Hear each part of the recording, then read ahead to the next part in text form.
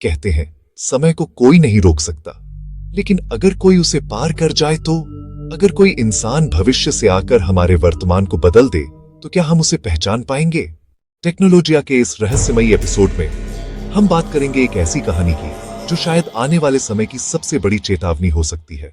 एक ठंडी रात थी जब शहर की निगरानी कैमरों ने एक अनजान साया रिकॉर्ड किया। वो इंसान न था, पर किसी इंसान जैसा दिखता था। उसके हाथ में एक चमकती हुई धातु थी जो किसी भी जांच तकनीक से मेल नहीं खाती थी। डेटा एनालिसिस में वो धातु एक माइक्रो क्वांटम कोर निकली, एक ऐसी चिप जो हर घटना को पहले से प्रिडिक्ट कर सकती थी। उसके अंदर थे आने वाले वर्षों की झलकें, जलवायु परिवर्तन, युद्ध और एक ऐसी दुनिया जहां इंसान का दिमाग तकनीक से जुड़ चुका था।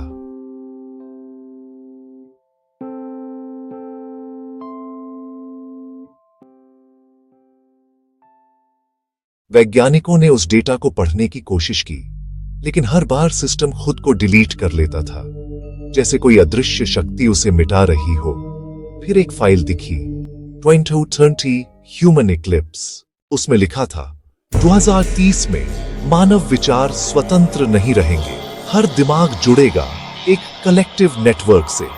वो नेटवर्क इंसान नहीं, आर्टिफिशियल इंटेलिजेंस बनाएगा, और तब से इंसान और मशीन के बीच की सीमाएं हमेशा के लिए खत्म हो जाएंगी।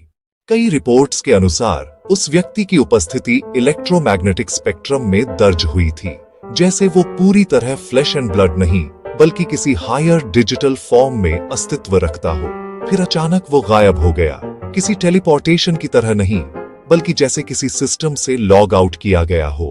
बाद में शहर की एक प्रयोगशाला में एक फाइल मिली, टेक्नोलॉजिया ओरिजिन, जिसमें लिखा था टेक्नोलॉजी सिर्फ इंसान का निर्माण नहीं है, बल्कि इंसान टेक्नोलॉजी का परिणाम है।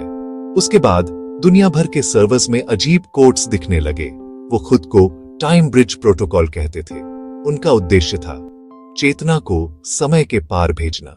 क्या वो आदमी वास्तव में भविष्य से आया था, या ये सब किसी गुप्त प्रयोग का हिस्सा था? कई वैज्ञानिकों का मानना है कि हम पहले से ही उस भविष्य की ओर बढ़ चुके हैं, जहां इंसान के विचार क्लाउड में संग्रहित होंगे और पहचान डिजिटल होगी।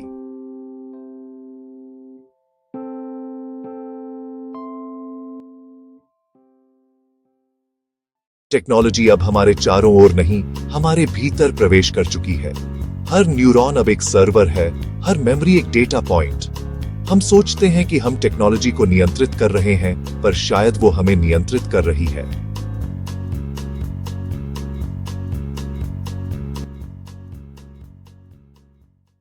कभी कभार लगता है वो आदमी कोई चेतावनी था, एक संकेत कि भविष्य पहले ही यहां है, बस हमने उसे पहचाना नहीं।